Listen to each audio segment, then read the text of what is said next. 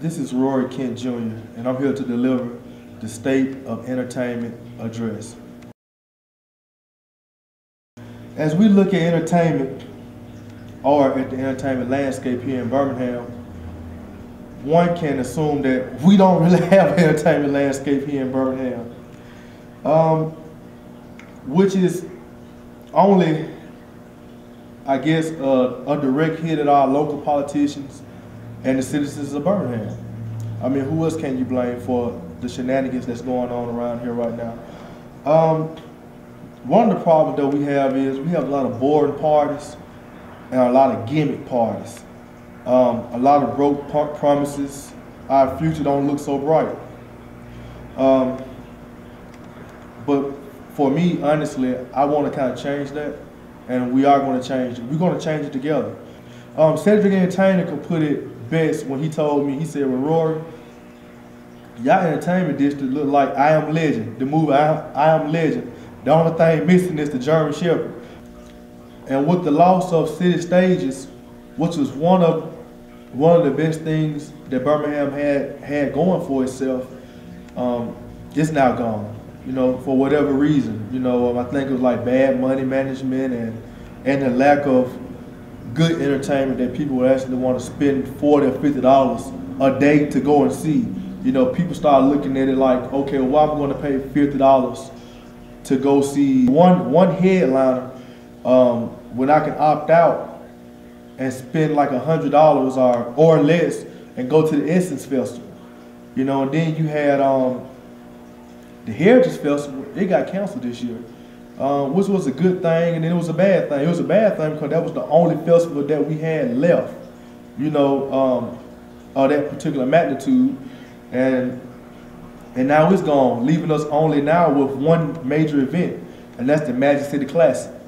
Now, the Magic City Classic, when it comes around, Birmingham really shows what it's made of. I'm talking about we don't hold back anything from the music, the club scenes, the hotels, the food, the culture, and everything. The whole vibe is good. Now, when Saturday night hits around about 4 o'clock, and then now it's Sunday actually, the city goes back to entertainment as usual, which is a bunch of boring parties, a lot of cliquish parties, and this, that, and the other. Man, it just makes me nuts, you know. Now, don't get me wrong.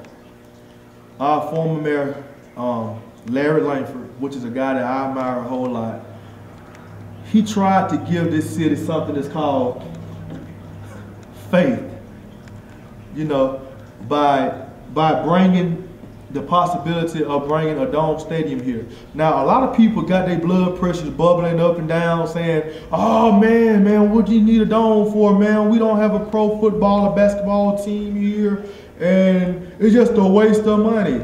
Well, let's just break it down for a second, and let's just see what he was trying to do. If you brought I'm not gonna say a dome because people get offended when you say dome. Let's say arena. You bring a 40 to 50,000 seat arena here to Birmingham and put it in the downtown district, that's going to bring retailers here. TD Jakes that does the Mega Fest, you know, he can opt out one year and come to Birmingham and do the Mega Fest, which generates millions of dollars for the city of Atlanta, which equals to tax dollars, which equals up to better school systems with education, which generates jobs. You know, when that much business comes to your metropolitan area, that builds jobs, and that's what it's all about, keeping you guys working. You will also get like big concerts like your Beyoncé's, your Jay-Z's, your Nickelback groups, or whatever, I mean, whatever music that you like. Now you may say, "Rory, well, all that sounds good, you know. Maybe we'll get some of these big conventions to come to Birmingham.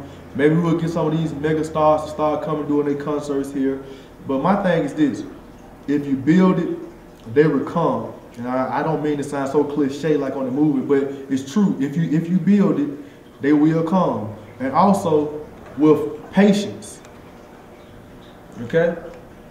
With patience. Start generating money and start making things move on our own. We don't have to worry about us finding a football team. A professional football team will find us. But people don't go out to support nothing. but they always complain about it's nothing to do in Birmingham. Part of that is true, and then part of it is not true.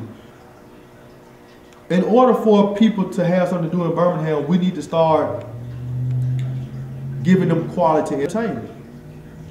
If we're gonna do parties, do the best parties.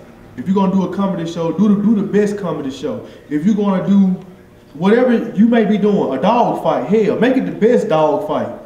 You know, but this type of entertainment here, it's no good. And also, as you guys know, I think what it is, January the 19th, we're supposed to go out and vote again for our, let me see, 1, 2, 3, for our 4th mayor within 3 months, to believe it or not. Now, don't get me wrong, I'm for anybody that want to make this city progress. I'm not for a person that don't do business here in Birmingham but wants to take over Birmingham.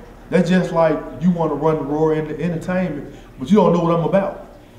You know, William Bell, he's a good, strong candidate. I think that the first time that he was trying to get into office when he was Emerald, man, I actually helped him campaign. I did a rap for him. I don't know if he remembers it or not. When I was at Parker, me and Tony Kenyon, what up Tony, and Victor, what up Vic, if you guys actually see this, giving you a shout out. But because I believed in what William Bell had to offer the city. So I helped him campaign, and we did this, that, and the other for him. But that was then, that was probably like 10 years ago. Well, it was 10 years ago. But we're looking for the future now.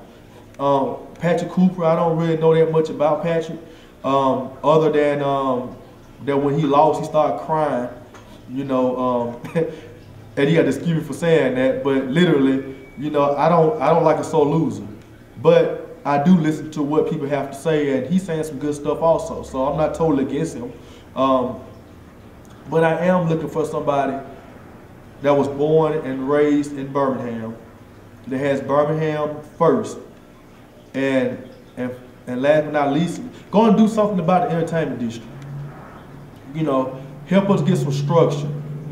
You know, work with the people of Birmingham that actually love this stuff, and make it work, because once you get your entertainment infrastructure together, everything else will pretty much fall in place, because entertainment can bring money for schools, for tax dollars, for the Birmingham Police Department and Fire Department and all the Birmingham employees. So instead of raising taxes year after year after year after year, if you got the right people doing your entertainment district, then you don't have to do all that. Now, part of the thing that I'm going to bring to the table is good entertainment.